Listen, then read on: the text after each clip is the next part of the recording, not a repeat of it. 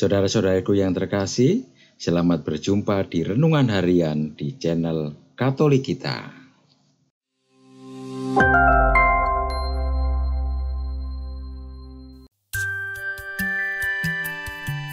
Hari ini, Rabu, 13 November 2023, Pekan Biasa ke-32. Bacaan pertama. Bacaan diambil dari surat Rasul Paulus kepada Titus, bab 3, ayat 1 sampai dengan 7.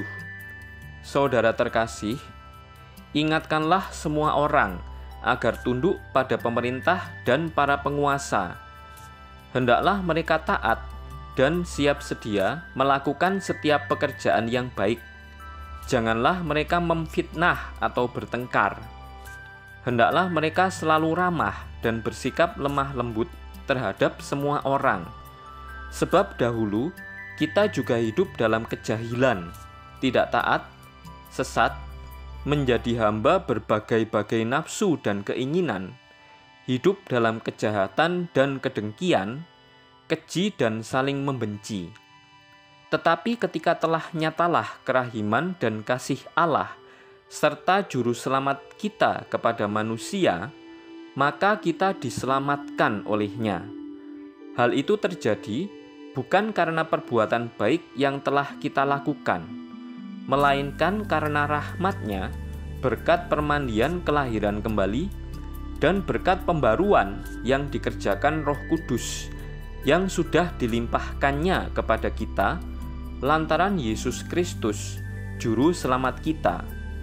Dengan demikian, kita sebagai orang yang dibenarkan oleh kasih karunia-Nya, berhak menerima hidup yang kekal sesuai dengan pengharapan kita. Demikianlah sabda Tuhan. Syukur kepada Allah. Bacaan Injil. Bacaan diambil dari Injil Suci menurut Lukas, bab 17, ayat 11 sampai dengan 19. Dalam perjalanannya ke Yerusalem, Yesus menyusur perkotaan Samaria dan Galilea. Ketika ia memasuki suatu desa, datanglah 10 orang kusta menemui dia. Mereka tinggal berdiri agak jauh dan berteriak, "Yesus, Guru, kasihanilah kami." Yesus lalu memandang mereka dan berkata, "Pergilah, perlihatkanlah dirimu kepada imam." Dan sementara dalam perjalanan, mereka menjadi tahir. Seorang di antara mereka, ketika melihat bahwa dirinya telah sembuh, kembali sambil memuliakan Allah dengan suara nyaring, lalu tersungkur di depan kaki Yesus dan mengucap syukur kepadanya. Orang itu seorang Samaria. Lalu Yesus berkata, "Bukankah ke-10 orang tadi semuanya telah menjadi tahir? Di manakah yang 9 orang tadi? Tidak adakah di antara mereka yang kembali untuk memuliakan Allah selain orang asing ini?" Lalu ia berkata kepada orang itu, "Berdirilah dan pergilah. Imanmu telah menyelamatkan dikau." Demikianlah sabda Tuhan. Terpujilah Kristus. Dalam bacaan pertama, kita diselamatkan oleh kasih karunia Allah bukan karena perbuatan baik kita. Maka, kita pun menerima hidup kekal sesuai dengan harapan kita.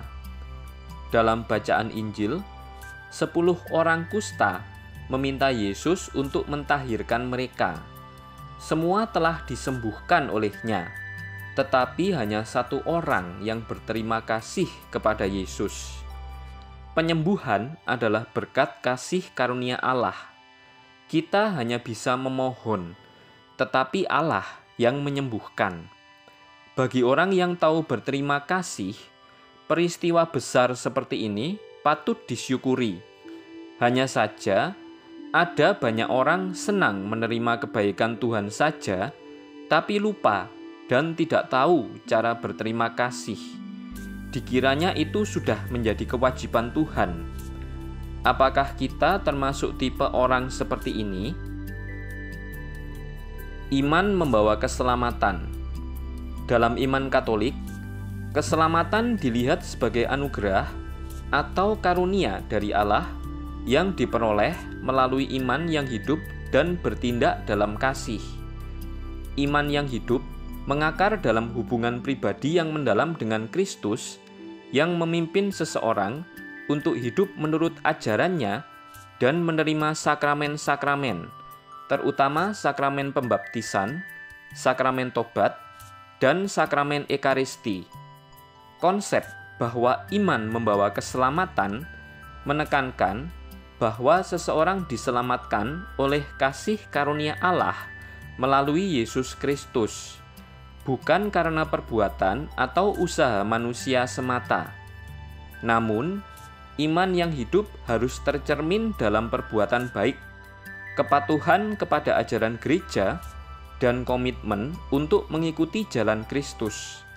Dalam praktiknya, iman yang membawa keselamatan dalam ajaran Katolik mengajarkan bahwa seseorang memperoleh keselamatan rohani dengan percaya kepada Kristus, menerima sakramen-sakramen gereja, dan hidup sesuai dengan ajaran moral dan sosial yang diajarkan oleh Yesus Kristus dan Gereja Katolik. Marilah kita berdoa.